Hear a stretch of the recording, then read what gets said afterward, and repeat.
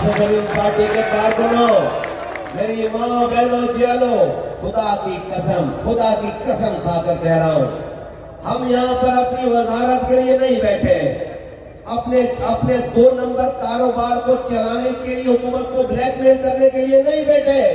अपनी कब्जा की हुई 2 नंबर कारोबार को चलाने के लिए, हुकूमत को ब्लैकमेल करने के लिए नहीं बैठे। अपनी कब्जा की हुई जमीनों को छुड़वाने के लिए, अपने बिल्डिंग कंट्रोल अथॉरिटी में अपनी बिल्डिंग का नक्शा, इलीगल नक्शा पास कराने के लिए इधर नहीं बैठे। अपने ठेकों की फाइलें साइन कराने के लिए, हुकूमत को ब्लैकमेल करने के लिए नहीं बैठे। आज इस खुले आसमान के नीचे आज हजारों लोग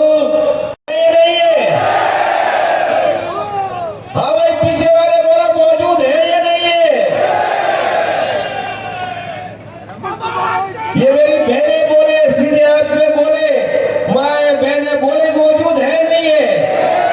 वाह, देखो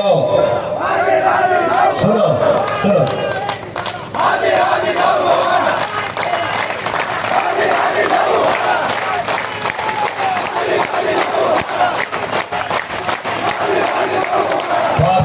पार्टी